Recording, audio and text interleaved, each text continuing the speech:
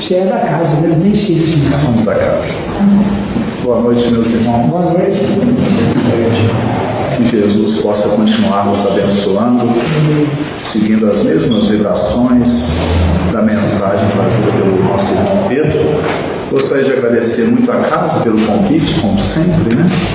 E parabenizar de antemão os parabéns da Casa Espírita. 75 anos, né, Pedro? Isso. Coisa maravilhosa. 75 anos levando luz para a mente das pessoas, né? Eu sempre percebo que o Centro Espírita, assim como todos os templos religiosos sérios de todas as religiões, são espaços de luz na vida da gente, porque a gente sente Deus com mais intensidade muitas vezes nos templos. Só que Ele está em toda parte, e nós sabemos que Ele está em toda parte. Desejar aqui o agradecimento também aos irmãos de Serra Feliz que estão aqui. Sejam bem-vindos, né? Sejam bem-vindos. Então eu trouxe aquela foto ali primeiro, que eu coloquei no início, do tema amor, o amor de Deus em nossas vidas. Aquela foto eu tirei no alto de uma montanha lá em Serra Feliz. Eu subi no pôr do sol, eu e minha filha, e nós tiramos uma foto. E ficou tão bonito que eu vou colocar essa foto aí, porque ela simboliza a temática da noite. Porque estava até conversando com o nosso irmão Paulo, nosso irmão Pedro, sobre a natureza, como que a natureza é bela, como que a gente percebe a harmonia e a grandeza de Deus em qualquer lugar da natureza, mesmo que seja no deserto, tem a sua beleza. Só que para perceber essa beleza, a gente tem que desenvolver uma certa percepção, porque nós podemos estar num lugar lindo, mas se a nossa mente estiver muito tumultuada, estiver cheia de pensamentos em excesso, a gente pode não enxergar nada, nenhuma beleza naquilo. Já quando a nossa mente está mais calma, mais silenciosa, nós podemos estar no quintal da nossa casa, ou podemos estar no nosso quarto, que se a gente olhar uma formiga na parede, a gente vai conseguir encontrar alguma beleza nela, naquele cenário ali. Porque o mundo de fora, ele nada mais é que uma representação do mundo de dentro. Nós olhamos o mundo de fora de acordo com a nossa ótica, de acordo com o nosso estado interior. Então nós vamos caminhar nessa direção, no estudo de hoje, mostrando como que o amor de Deus ele está em tudo. Porque quando fala a palavra amor, às vezes a gente restringe muito esse amor. Mas o amor ele é o próprio milagre da vida que está em torno de nós, que está dentro de nós. A natureza pratica o amor o tempo todo. Da árvore com a terra, com os frutos, com os animais, com o ar que a gente respira. Então o amor de Deus ele é presente. E parece que aqueles seres mais despertos, iluminados, eles conseguem perceber isso com mais intensidade. Então é muito interessante. Às vezes a gente perde oportunidades de perceber o amor de Deus na nossa vida porque a gente não consegue observar com atenção e com cuidado e com paciência. A presença de Deus, por exemplo, dizem que tinha 2 bebês conversando dentro da barriga de uma mãe, uma história, né? E aí o primeiro bebê vira para o outro e fala assim: será que existe vida após o parto? Aí o bebê seguinte, isso é uma lenda, né? Fala assim: não, que isso? O segundo bebê, vida após o parto? Que existe é só isso aqui mesmo. É só esse ambiente aqui, quentinho, do líquido amniótico, né? Aí o primeiro fala assim: não, eu tenho um pressentimento que existe vida após o parto. Já pensou se quando a gente sair daqui, de repente tem um lugar para a gente ir, onde a gente vai poder caminhar com as próprias pernas, onde a gente vai poder respirar com os próprios pulmões? Aí o segundo: não, que isso? Não acredito em nada nisso não. Não existe nada disso não. Só existe aquilo que a gente está vendo aqui, ó, que a gente está pegando, que a gente está apalpando aqui. Aí o primeiro fala assim, não, eu tenho a impressão que a gente tem uma mãe. Aqui a gente fala pai, né? Mas isso é só uma cultura patriarcal. A gente tem uma mãe. Eu sinto, porque se a gente parar um pouco e prestar bastante atenção, a gente consegue ouvir a voz dela. Você não consegue? Ele, não, eu não consigo não, eu quero só ficar aqui curtindo aqui a minha água e tal. E ele falou assim, não, existe sim. Quando eu paro e silencio, eu consigo ouvir a minha mãe. Nós somos assim em relação a Deus. Aí a gente fica perguntando, será que existe vida após a morte? Será que existe Deus? Ele está aqui. Na verdade, nós estamos nele, como Paulo de Tarso dizia, nós vivemos nele e nele nos movemos. Só que a gente acha que não existe, de tão óbvio que ele é. Porque a gente está tão pensando em tantas coisas que a gente não percebe que Deus está presente. O amor dele é a prova da presença dele. Nós estamos dentro dele, ele está dentro de nós, e é só a gente parar que a gente consegue ouvir a voz dele no nosso coração. Ela não vem assim, a voz dele como alguém falando. Ela vem de maneira diferente, mas a gente ouve. Se a gente parar, a gente ouve.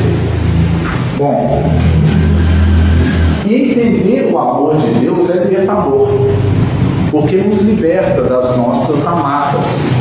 Dizem que a maior Buda, Siddhartha Gautama, o Buda, dizia que o maior inimigo do homem é a sua própria mente, porque a mente sempre mente. Então, quando a gente vai vivendo, a gente vai crescendo, a gente vai criando determinadas estruturas mentais, de conceitos, convicções, algumas boas, mas tem outras que são prisões, verdadeiras prisões que nós entramos. Prisões de preconceitos, por exemplo, preconceito de raça, preconceito de gênero, preconceito de religião. E são prisões, e as pessoas podem sofrer muito porque está aprisionado nisso. A gente está vendo no mundo hoje guerras se espalhando por todo lugar por causa dessas prisões mentais. Porque um povo livre, um governante livre, ele não tem interesse em invadir um outro país, não. Para quê? Ele vê o outro como irmão. Ah, eu sou russo, eu sou ucraniano, é meu irmão. Eu sou chinês, japonês, é meu irmão. Africano, italiano, inglês, brasileiro, somos irmãos, somos uma mesma família. As pessoas vão criando esses rótulos, que são rótulos. Ah, não. Essa nacionalidade aqui são pessoas não. Isso aqui são pessoas perigosas. E generaliza tudo, sempre tem pessoas de caráter, pessoas bondosas em todos os lugares, em toda parte, de todas as classes sociais. Tem pessoas dignas, tem pessoas espiritualizadas em toda parte, em todas as culturas são bonitas. Então são prisões. Guerra entre judeus e palestinos, prisão. 70% das guerras, segundo a ONU, são de origem religiosa. É um absurdo isso. A religião deveria nos religar a Deus e nos libertar dessas amarras, e as pessoas se encaixotam em ideologias, separando uma das outras, como se fôssemos almas separadas. Então, quando a gente percebe o amor de Deus, a primeira coisa que a gente percebe é que todos nós estamos numa mesma unidade, pertencemos a uma mesma família humana. E não só humana, mas os animais são nossos irmãos também, os vegetais são nossos irmãos. Quem já ouviu falar a expressão irmão sol e irmã lua? Alguém já ouviu? Vem de quem essa expressão? Alguém sabe? São Francisco de Assis. São Francisco de Assis é uma das personalidades, foi eleita personalidade do milênio, né? Uma das personalidades que mais traz Jesus no meu coração. Da mesma estirpe ali de Francisco Cândido Xavier também, Chico Xavier. Assim como o Papa Francisco também, ele é muito carismático, né? Uma pessoa do coração bom. Francisco, é interessante Francisco, né? Em vários Franciscos são muito bons, né? Mas a gente percebe que tem também uma Madre Teresa de Calcutá, tem o Martin Luther King, tem o Sócrates. Esses indivíduos, eles sentiam o amor de Deus em tudo. Francisco de Assis pregava para os peixes. Chico Xavier conversava com os gatos e com as plantas. Eckhart Tolle, um grande autor, falava que ele tinha alguns gatos, e os gatos eram verdadeiros mestres espirituais para ele, porque os gatos vivem, parece, em permanente meditação. Observa um gato, é só observar. Eles andam com cuidado, eles não caem, eles andam num negocinho estreito assim, com tranquilidade. Às vezes eu olho um gato, que é um gato que mora na janela, em frente à minha casa, uma casa em frente à minha casa, e às vezes eu olho e ele está na janela observando a rua, naquela calma. Às vezes ele está totalmente concentrado, olhando em um lugar fixo, assim, o gato está meditando. Ele está meditando, dá para perceber. E aí eu até brinquei com a minha filha, né? Meu filho, eu acho que se a gente acreditasse na metempsicose era a crença dos egípcios, que eles acreditavam que as almas dos homens reencarnavam em animais também. Nós sabemos que isso é impossível, porque a alma não tem como retroceder, e ela é o modelo organizador do corpo, né? Então não tem como reencarnar em um animal. O único corpo que suporta a alma humana é um corpo humano, então a gente reencarna em seres humanos. Mas os egípcios não entendiam isso, e eles falavam que poderia vir. Aí eu brinquei com ela, filho, se a gente acreditasse na metempsicose, eu acreditaria que quando a alma precisa descansar um pouco das lutas, ela reencarna como gato, porque ele é muito tranquilo. Ele parece que é uma reencarnação de descanso. Ele está ali, onde ele está, ele encontra um cantinho, ele senta e ali ele fica confortável, né? Então, quer dizer, brincadeiras à parte, a natureza nos ensina. E a natureza nos ensina como sentir o amor de Deus em nossa vida. Às vezes é simplesmente respirar. Agora, sentir esse amor de Deus não é fechar os olhos para as dores do mundo, porque existem muitas coisas difíceis, existe muito sofrimento. Aquela cena ali me parece em Gaza. Em Gaza, milhares de pessoas morreram que não tem nada a ver com aquela guerra ali. Aquela guerra está entre governos, entre aquele grupo terrorista o Hamas, entre o governo também do primeiro-ministro, tudo também buscando essa questão, ideologia, poder. Mas tem crianças, tem idosos que querem apenas manter a vida deles trabalhando.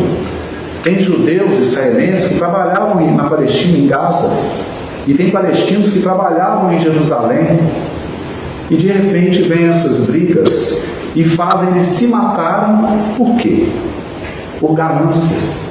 Então a gente percebe que o mundo hoje é um mundo de muitos religiosos, mas parece que ainda de pouco religiosidade verdadeira. Porque se houvesse religiosidade, espiritualidade, não haveria tanto sofrimento assim. A doença que mais mata no planeta é a doença do egoísmo, porque ela gera todas as outras.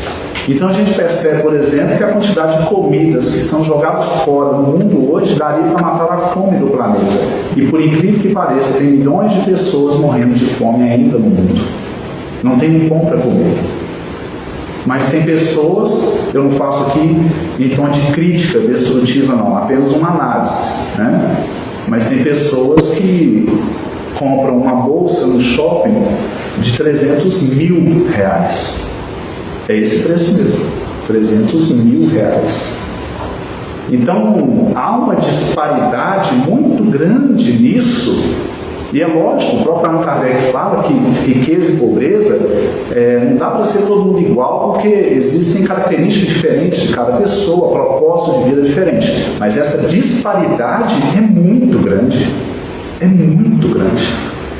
Então falta realmente um senso de fraternidade e de humanidade nas pessoas, porque tem alguns bichinhos que são nossos irmãos também, mas que são tratados muito melhor do que algumas crianças. Então e não estou falando que tem que tratar mal os animais, tem que tratá-los bem também, mas não esquecer dos seres humanos também, que às vezes estão sendo tratados pior do que os animais. Tem um poema de Manuel Bandeira, um grande poeta do modernismo, que ele chama O Bicho. E o poema dele fala mais ou menos assim, que ele viu um bicho no pátio, catando detritos no lixo para depois comer. E aí no poema ele coloca assim: e eu vi esse bicho não era um cão, esse bicho não era um gato, esse bicho não era um rato. O bicho, meu Deus, era um homem. Então existem pessoas que catam comida no lixo para se alimentar. Então as dores do mundo existem.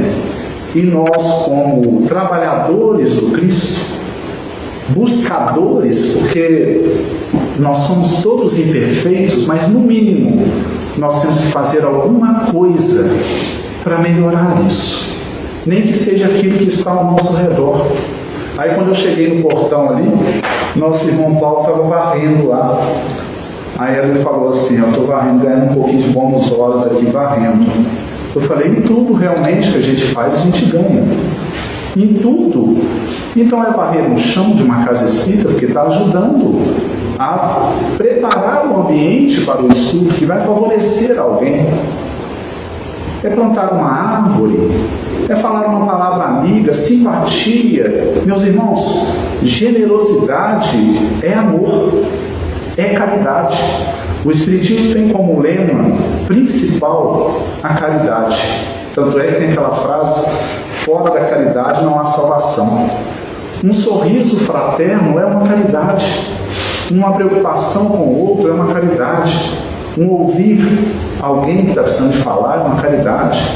Uma palavra amiga é uma caridade. Tem pessoas que fazem caridade com os olhos. Minha mãe sorria com os olhos. Os olhinhos deve ficar miudinhos assim, mas só tem os olhos igual do Divaldo Pereira Franco, um orador espírita, né? Aqueles olhinhos, mas como aquela pequenininha me faz falta. Eu abraçava, beijava a cabeça dela, que era muito baixinha, mas faz uma falta aquele sorriso. É o amor. Então o amor de Deus, ele se manifesta de várias formas, e a gente vai detectando e procurando perceber. Allan Kardec, na questão 614 de O Livro dos Espíritos, ele coloca lá: que se deve entender por lei natural? Aí os Espíritos respondem: a lei natural é a lei de Deus, é a única verdadeira para a felicidade do homem. Indica-lhe o que deve ou deixar de fazer, e ele só é infeliz quando dela se afasta. Então veja bem, leis, nós temos leis humanas, Constituição Federal.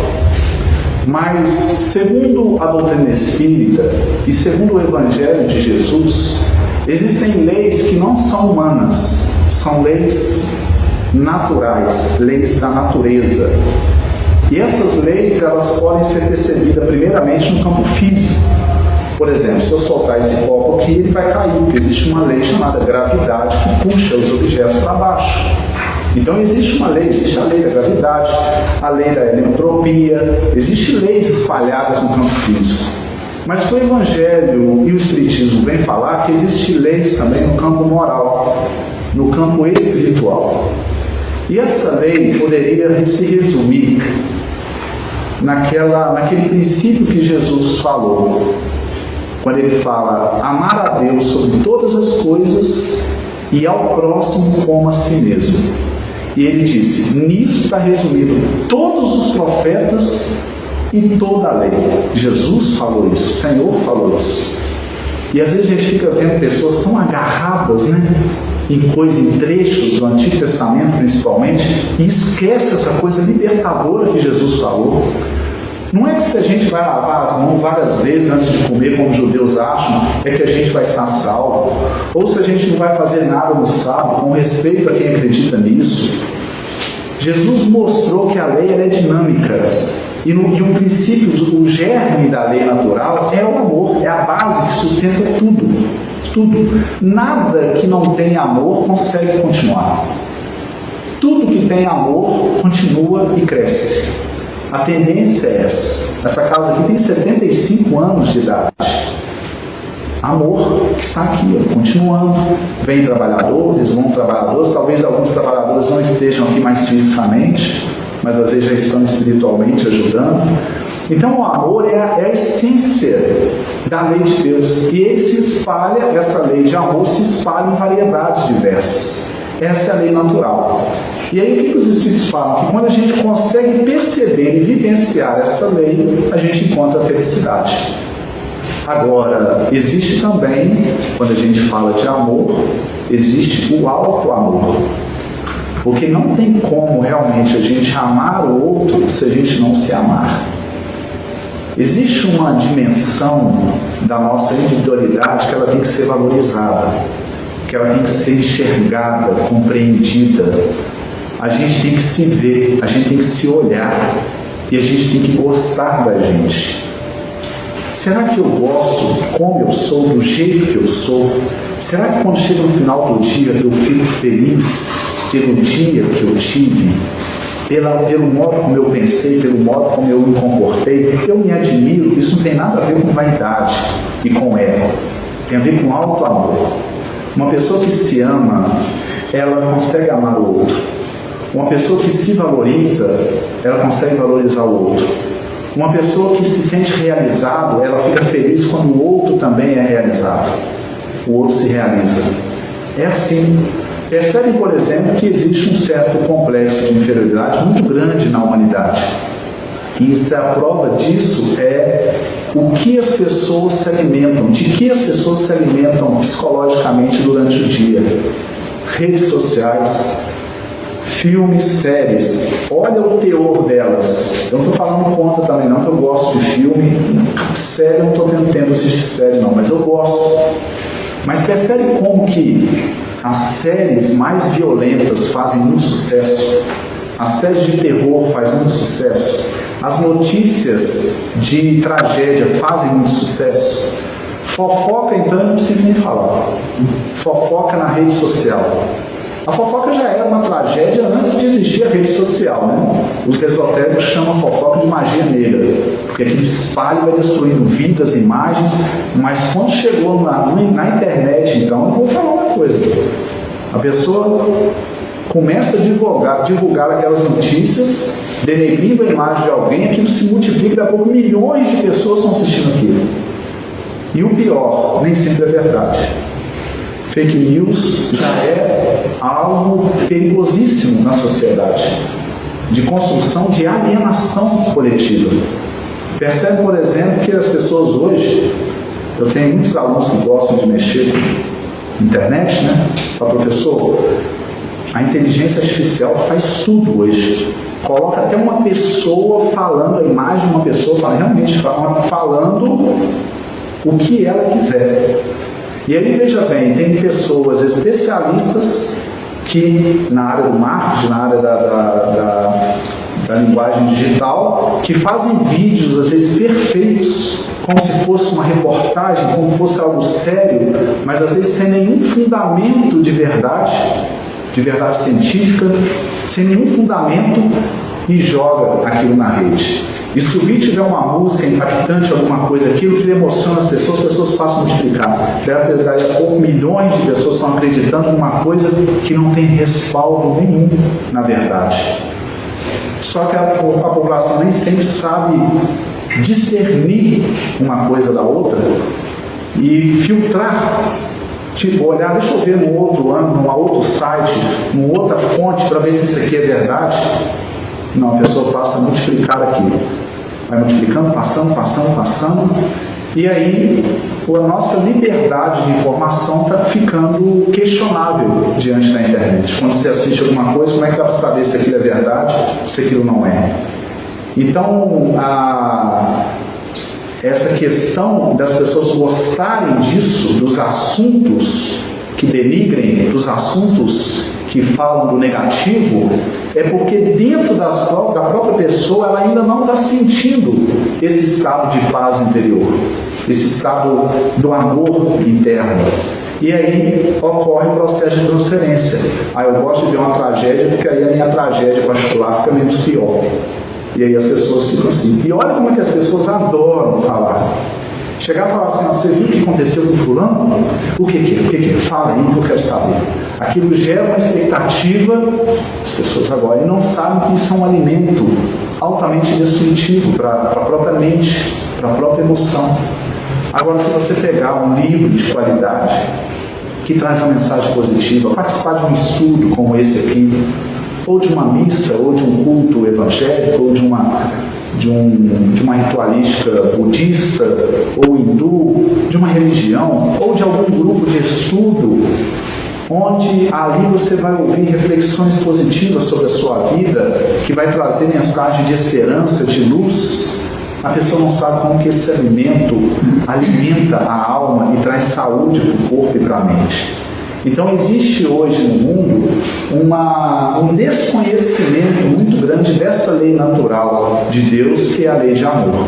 E muitas vezes a gente tem que fazer um recondicionamento mental para poder absorver essas coisas, porque tem pessoas que não conseguem ainda absorver. Uma pessoa muito viciada mentalmente, só com informação negativa, se ela entrar em contato com a informação positiva, ela pode começar a ficar ali meio cansada, porque a mente não está acostumada. Templo Espírito, por exemplo, a gente tem uma reunião toda quarta-feira lá na Casa Espírita em Esfera Feliz, já há 14 anos. Toda quarta-feira a gente está estudando lá. A Carol está sempre lá, a Olmira, a Natalina, Marinha de vez em quando aparece. Mas é interessante que em algumas pessoas, quando a gente começa a falar, graças a Deus são bem poucas, né? Às vezes é uma ou duas só, perto de 40 pessoas, não é? Começa a dormir assim. Começa a fechar o olho, e aí eu olho, eu vejo que a pessoa está capengando ali, e eu falo assim, eu vou aumentar a voz aqui, porque a gente percebe tudo, né? Quem está falando aqui sabe tudo. Deixa eu aumentar a voz aqui para poder acordar, né? Então eu imposto a voz e aumento a voz ainda na pregação, aí que a pessoa dorme mais mesmo. É interessante, mas isso acontece. É um sonífero, Pedro, é uma coisa interessante. Eu já andei estudando sobre isso. Por que acontece? Graças a Deus é um ou dois que frequentam, eu sei o nome deles. Não vou falar o nome aqui, não tem problema. Mas às vezes pode ser um corpo cansado, você trabalhou muito o dia inteiro, né? Chega num ambiente mais sereno, como é a Casa Espírita, a pessoa adormece. Mas às vezes não, e na maioria das vezes não, porque às vezes é a mente que não está acostumada com essa energia. E aí, esse sono é positivo, por incrível que pareça, o sono é positivo. Mesmo que a pessoa capenga lá e dorme um pouco, ela quer acordar, vai acordar bem melhor. É como se a mente estivesse saindo de uma vibração do mundo, do trabalho, da rua, da agitação, e ela está entrando novamente nessa vibração da Casa Espírita, na vibração da harmonia, na vibração da paz. Porque se a gente sair na rua ali, não é a mesma coisa. E a gente ainda é imperfeito. Então o templo, qualquer templo sério, ele tem essa atmosfera, a gente chama de egrégora, que é uma energia de paz e de harmonia. E aí quando a gente adentra ao templo, nós começamos a nos alimentar dessa energia. A gente vai absorvendo, assim como um peixe sai de uma água suja, você coloca num aquário, numa água limpinha, ele passa a se absorver aquela água limpa. E a gente vai absorvendo através dos nossos poros espirituais, dos nossos chakras, que André Luiz chama de pontos de energia, ele chama de pontos energéticos de absorção da energia. E a gente vai absorvendo aqui, ó, vai absorvendo, e aí a gente vai se purificando. E aí depois a gente toma um passo magnético, então a gente sai leve, e a gente vai para casa tranquilo e satisfeito, porque nós mudamos a vibração através do novo ambiente que nós estamos. Então muitas vezes nós temos que acostumar com isso, criar método.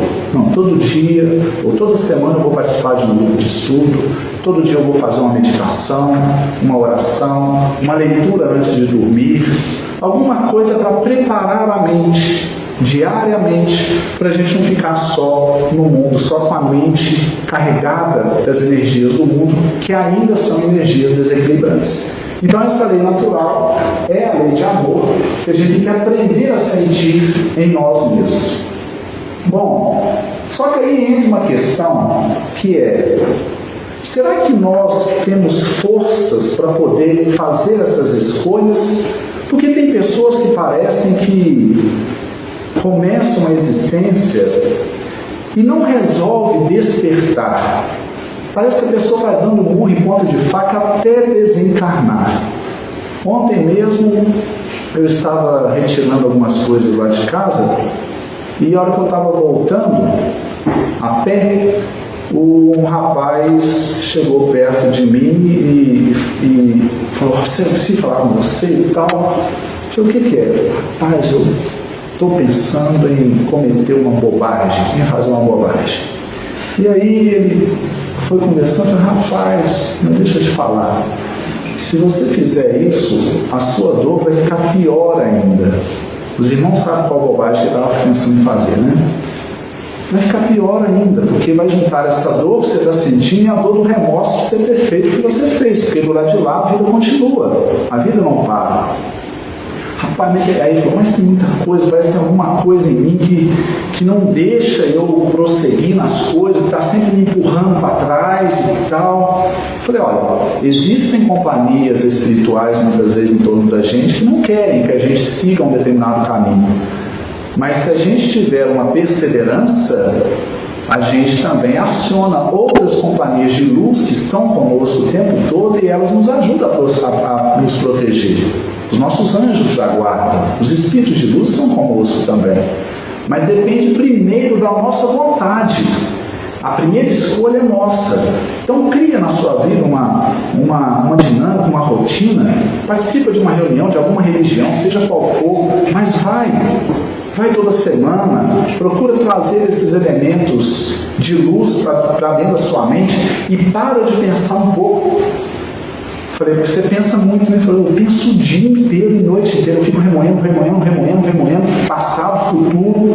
Falei: "Pois é." Eu vi lá no meio da rua, eu disse: "Olha, o passado, ele não existe." Falei de uma forma assim, para gerar algum impacto nele, para ele perceber a ideia, a essência da ideia. O passado não existe. Ele existiu quando ele era presente. O passado, ele já passou, é um traço da memória. Sim, tem lembranças boas que a gente pode lembrar e tal, mas a gente tem que saber que a única coisa que é real é o momento presente. A nossa vida é aqui, agora. O futuro também não existe. É uma projeção mental que a gente cria. Se a gente ficar navegando só no passado, só no futuro, a gente não vive o momento presente. E a gente vive num mundo realmente de ilusão, porque não é o mundo real.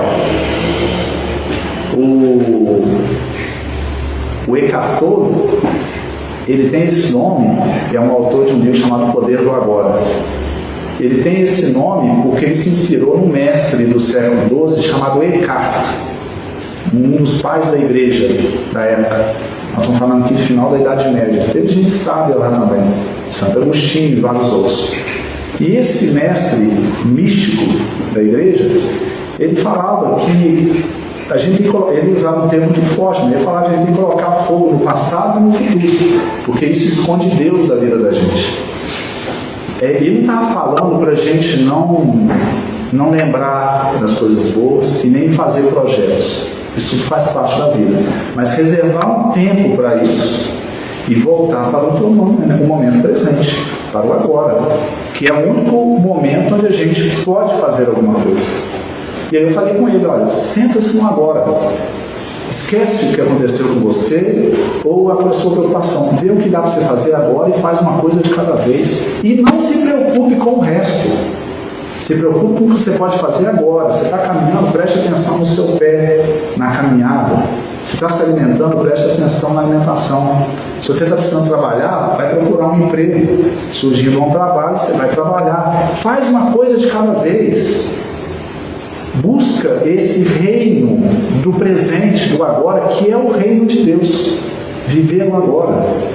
O reino de Deus está aqui agora. Quando a gente consegue entrar nesse estado de presença, a gente sente Deus aqui, porque a gente sente a vida. E Jesus falou: buscai primeiramente o reino de Deus e todas as demais coisas vos serão acrescentadas. Então Deus está aqui. Deus não está longe. Eu vou encontrar Deus quando eu for para o céu. Não, eu tenho que encontrar Deus no meu coração agora. Eu tenho que sentir a presença dele, percebê-lo como uma energia inteligente que está em mim, que está em tudo. É o Espírito do universo, Deus. Então nós estamos nele. Então, quando a gente pensa assim, determinismo, nenhuma pessoa está determinada a sofrer. Nós temos nosso livre-arbítrio e sempre podemos escolher uma vida mais feliz. Agora, nós temos que fazer, às vezes, escolhas. Nós temos que tomar decisões. Muitas vezes, renunciar a algumas coisas para poder seguir aquele caminho que a nossa consciência nos diz que é o melhor, que nos vai dar uma tranquilidade na hora que a gente colocar a cabeça no travesseiro. Mas são escolhas, e assumir essa responsabilidade. E que a gente vai caminhando nessas escolhas e tudo vai chegando, e tudo vai se harmonizando com o tempo. Mas a gente precisa primeiro de ter essa força de vontade. Isso é algo que se desenvolve num negócio chamado corpo causal. Os esotéricos falam que nós temos vários corpos, né? Então tem um corpo físico, que é esse aqui, tem um corpo etérico, que é o corpo de energia vital, tem um corpo emocional, que é o corpo astral, que é o das emoções, tem um corpo mental, que é o intelecto, e tem um corpo causal, que é um corpo da vontade, da força de vontade.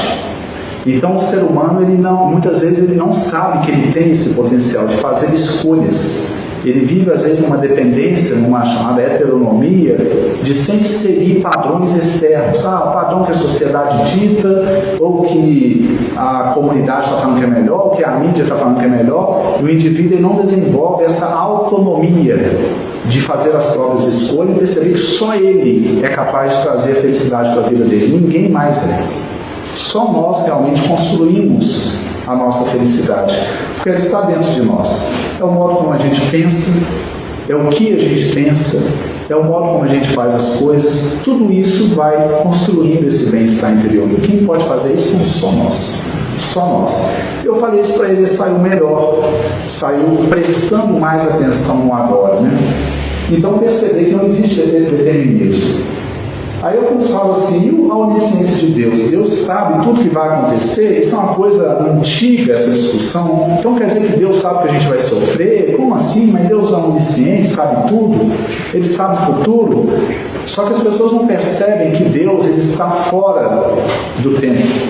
Porque Ele criou tudo. Ele criou inclusive o tempo. Ele não criou só o mundo físico, não. Ele criou o tempo também. O passado, o futuro, Deus criou. Deus, Ele está além. Sabe uma coisa que me fez perceber muito essa dimensão? Porque Deus ainda era considerado muito como um ser antropomórfico, né? Em forma humana, né? À medida que a gente vai buscando, a gente vai percebendo que Deus é um todo. Né? Não estou falando do panteísmo aqui, não, de Deus é o próprio mundo físico, não. Mas Deus é a essência de tudo. É o espírito do mundo, é o espírito do universo. E Ele praticamente, Ele criou tudo, inclusive o próprio tempo. Então falar que Deus sabe o futuro, Deus está além do futuro, Ele transcende o futuro. Quer ver algo que nos traz uma certa dimensão? Eu estava lendo alguma coisa sobre física, e na física fala que quanto mais velocidade existe no corpo, o tempo passa mais devagar. Não sei se os irmãos já viram isso. Albert Einstein falava isso. É a teoria da relatividade. Então, uma espaçonave viajando quase a velocidade da luz, uma pessoa que estivesse dentro daquela espaçonave, ela ia envelhecer muito mais devagar. O tempo para ela ia passar mais lento. E para nós ia passar mais rápido. E aí sabe o que acontece quando se chega na velocidade da luz? Vamos supor que existisse algo que viajasse na velocidade da luz, que é 300 mil quilômetros por segundo. O tempo para. Meus irmãos, isso é física. A física mostra isso. Eles conseguiram comprovar isso também na experiência. Eu sei como, mas eles conseguiram. Não é só uma teoria, não. Alguma coisa viajando na velocidade da luz, não existe tempo para aquilo. Como assim o tempo para, né? Quando a gente chega nesse momento, dá uma impressão que a gente vive num universo aqui limitado, que existe algo além que construiu isso aqui, inclusive na velocidade da luz. Ou seja, como se houvesse realmente um ser que está além do próprio universo como nós o conhecemos. Então, quando a gente começa a pensar sobre Deus e o amor dele, a gente tem que perceber que o amor dele não está restrito apenas, e a presença dele, às leis que nós conhecemos, porque ela transcende tudo isso. E aí sim, o amor é aquilo que nos chega mais próximo dele. O amor é o que nos faz perceber mais a presença de Deus e a realidade de Deus na vida da gente. O amor é Deus, João Evangelista falou isso. Deus é amor. Porque é o que a gente consegue perceber dele. Ir mais a gente já não consegue, a nossa mente é limitada. Então a vibração dele que chega até nós é o amor. Então onde tem amor, tem Deus. Onde existe amor, existe Deus. E em qualquer lugar que existe amor, Deus está ali. Então o caminho não tem outro, né? Aí o discípulo Kardec faz-nos uma pergunta na 886 de Livros Espíritos: qual o verdadeiro sentido da palavra caridade, como entendia Jesus? Por que caridade? Por que o Espiritismo fala muito na palavra caridade? Porque a palavra amor, ela adquiriu múltiplas significações. E caridade ainda está mais preservada um pouco. Mas a caridade nada mais é que o amor em ação. Caridade é o amor em ação. Caridade, compaixão, fraternidade é o amor. E aí Allan Kardec pergunta sobre a caridade, né? E olha bem o que eles respondem. Caridade é benevolência para com todos, indulgência para as imperfeições dos outros e perdão das ofensas. Percebem que isso são coisas que partem de dentro da pessoa. Ser benevolente, ser bom, isso pode extravasar em várias manifestações do ser. A gente não é benevolente só quando a gente dá uma cesta básica. A gente é benevolente quando a nossa energia vibra no afeto. Um grande mestre espiritualista chamado Paramahansa Yogananda, ele trouxe a prática do yoga para o Ocidente, sabe, o pai do yoga. E as pessoas chegavam próximo de Yogananda, às vezes sem falar nada, apenas sentavam e começavam a meditar junto com ele, e aí a pessoa já recebia uma energia de tanta paz, que às vezes as pessoas chegavam com tanto conflito interno, tantas perguntas, tudo isso ia pacificando. Porque perto dele ele emanava esse tipo de energia que acalmava, tranquilizava a mente e os corações. Pessoas chegavam perto de Chico Xavier, acontecia isso também. As pessoas começavam a chorar simplesmente pela presença do Chico.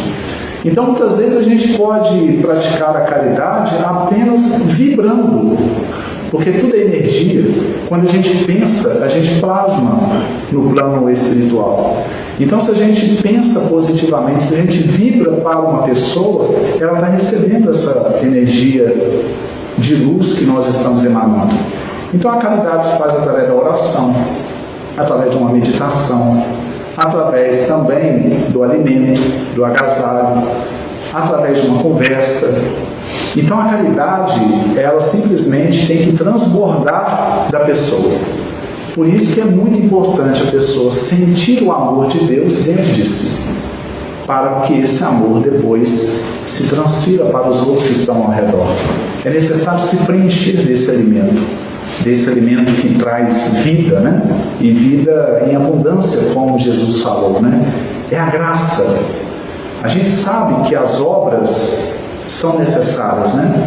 Não adianta a pessoa falar que tem fé, mas não pratica o bem. Mas o que as pessoas não entendem, porque essa discussão é antiga entre Tiago e Paulo, né? Paulo falava, né? A fé salva. E Tiago falava, a fé sem obras é morta. E aí o que acontece? É a fé que salva ou são as obras? Ou é a caridade? É de novo o maniqueísmo que as pessoas têm de dividir tudo. São as duas coisas, porque uma coisa não existe sem a outra. Não existe caridade sem fé e não existe fé sem caridade. Uma pessoa que vai praticar o bem, ela pratica porque já nasceu algo dentro dela, em termos de entendimento, a fé, para ela poder fazer aquilo. Já nasceu uma centelha nela, já despertou, então ela quer fazer o bem.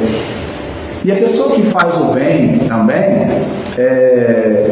ela, no ato de fazer o bem, quando ela faz isso com compaixão, aí que aquilo adquire significado. Então, uma pessoa que fala que adquiriu a fé, mas não procura se reformar nas suas atitudes, nos seus pensamentos, nas suas obras, então essa fé, na verdade, rejeitou a fé. Então, não existe caridade sem fé e não existe fé sem caridade. As duas coisas andam juntas, né? Então, quando a gente começa a despertar para isso, automaticamente a gente passa a ter mais indulgência para as imperfeições dos outros, até porque a gente precisa também de indulgência, porque a gente é difícil. Então, o perdão envolve um processo de compreensão. Perdão, eu considero perdão um processo de amadurecimento interno, de perceber que o outro tem os seus desafios também, assim como nós temos. E aí a gente vai percebendo que nada acontece na vida sem uma causa, que nenhuma folha de árvore cai sem a permissão de Deus. Então tudo isso vai trazendo uma noção de que não existe injustiça. Se a gente passou por alguma dificuldade, alguma ofensa, alguma coisa assim, não tem por que a gente carregar isso, principalmente se nós formos o ofendido. Porque isso aí não é nosso, não fomos nós que prejudicamos, então não temos que preocupar. Então a gente simplesmente permite e vira a página e continua caminhando, continua diluindo aquilo ali. Então o perdão é uma bênção. Jesus demonstrou isso na flor da pele, não só da pele, mas do osso também, porque ele demonstrou isso quando ele estava pregado numa cruz. E a crucificação, meus irmãos, é um dos assassinatos mais cruéis que existem.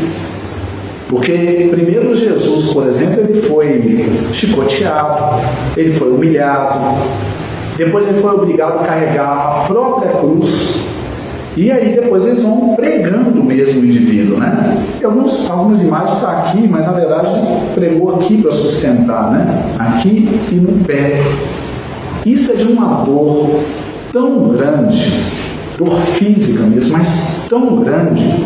E Jesus ali praticamente estando emancipado naquele estado ali, a alma dele já estava em êxtase naquele momento ali, daquela tamanha dor, que ele vira e ainda fala: Pai, perdoa-os, pois eles não sabem o que fazem.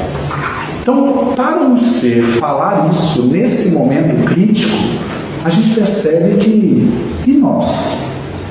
Às vezes uma pessoa fala, nos ofende ali, a gente nem sabe, e a gente sai magoado, né? A gente percebe que não vale a pena. O exemplo nosso Senhor já deu.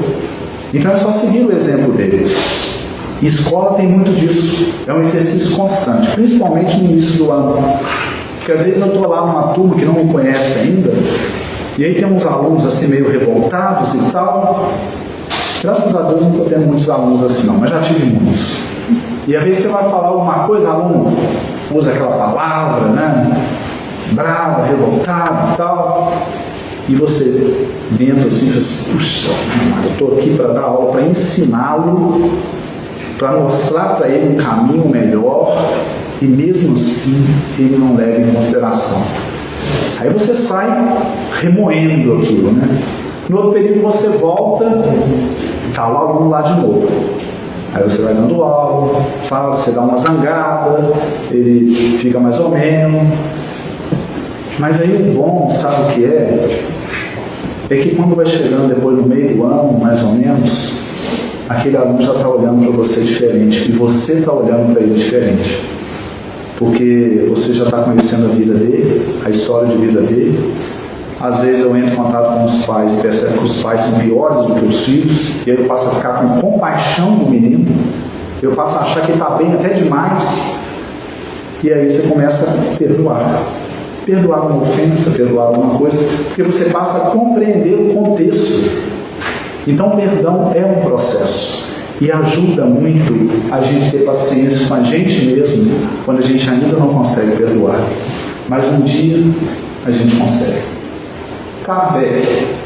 Allan Kardec faz um comentário sobre essa questão seguinte: a caridade, segundo Jesus, não se restringe à esmola, abrange todas as relações em que nos achamos com os nossos semelhantes, sejam eles nossos inferiores, nossos iguais ou nossos superiores. Ela nos prescreve a indulgência, porque da indulgência precisamos nós mesmos. Meus irmãos, só rapidinho aqui, o tempo é muito pouco, né? A vontade é falar até meia-noite aqui, né? Mas vamos respeitar o horário.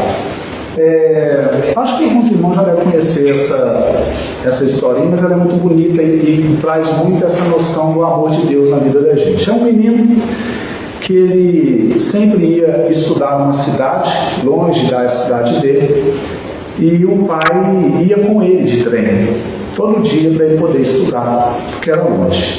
Esse menino foi crescendo, né?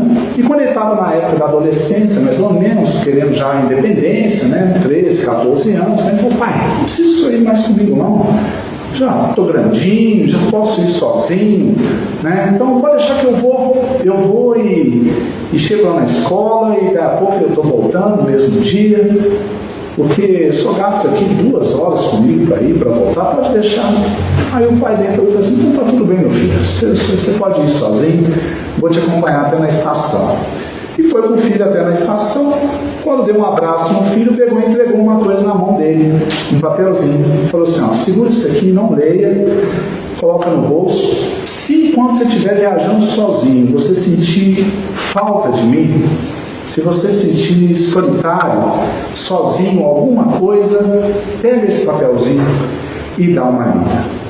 E assim o menino foi, enfiou que dali, nem lembrou mais. E entrou para o trem, sentou lá na cadeira e ficou todo importante, né, se achando, né, sozinho, viajando sozinho, né, ficava vendo pela janela, o trem começou a andar, as montanhas iam passando cada vez mais rápido, e ele ali se sentindo livre, né, e é muito bom, né, se sentir essa liberdade, né, essa autonomia, né, só que ele não estava acostumado ainda em estar sozinho numa viagem. Quando passou mais ou menos 1 hora, ele começou a olhar as pessoas, viu que não conhecia ninguém. Às vezes entrava alguma pessoa assim, com a cara mal encarada, assim, se for um bandido, e se alguém chegar perto de mim, querer me raptar, alguma coisa assim, ele começou a sentir uma aflição dentro do coração, um medo, né, da solidão, de estar sozinho ali, né. E ele começou a ficar meio apavorado ali, sem conhecer ninguém, e aí ele lembrou do papelzinho que o pai entregou para ele. Aí ele pegou e rapidamente colocou a mão no bolso, tirou aquele papelzinho, era um bilhetinho, e aí quando ele leu aquele bilhete, estava escrito lá: meu filho, não se preocupe, porque o seu pai está no último vagão desse trem. Aí naquele momento ele acalmou: papai está aqui, está junto comigo aqui no trem. Deus faz assim com a gente. Às vezes Ele permite que a gente ache que a gente está sozinho, que a gente não tem ninguém para nos proteger, mas Ele está aqui. Ele deixa que a gente ache isso para a gente aprender a caminhar um pouco sozinho com as próprias pernas, desenvolver as nossas asas da intelectualidade, da moralidade, aprender a caminhar, mas Ele está sempre presente. E eu vejo particularmente a forma de entrar em contato com esse Pai eterno, com esse Deus em nós e em tudo, é quando a gente silencia a mente. Cada um encontra uma maneira própria. Eu encontro na meditação. A meditação traz Deus muito para perto de mim. E eu percebo que Ele está comigo. Então, nosso Pai sempre está conosco. Ele nunca nos abandona. Mas, às vezes, a gente esquece. E é necessário ler o bilhete. Encontrar técnicas para a gente poder percebê-lo novamente e continuar caminhando com felicidade. Para fechar, meus irmãos, uma coisa que eu percebo que está tirando muito esse contato com Deus, que é contato com a presença dele, é a tecnologia. A tecnologia tem tirado muito, porque a pessoa entra nisso aqui, né, esquece, vai. Eu trouxe um vídeo aqui, eu acho que foi uma propaganda japonesa, que ela fala sobre o uso do celular, rapidinho, mostrando que às vezes a gente perde muito tempo no celular e a gente perde momentos preciosos em torno de nós. E às vezes tem um pai lá que está mexendo lá, parece na bolsa de valores, e ele não percebia que a filhinha dele estava escrevendo, estava desenhando algo no chão. Na visão dele, ele via só o lápis mexendo, mas era a filha dele que estava ali.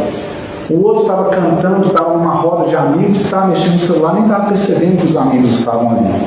O outro estava andando na areia de uma praia com a sua namorada e ele também estava mexendo lá, nem percebia que ela estava ali. E quando ele resolve deixar o celular de lado, ele passa a perceber a presença da própria vida, das pessoas ao redor. Então é uma propaganda rapidinho, mas eu achei muito interessante. Olha bem.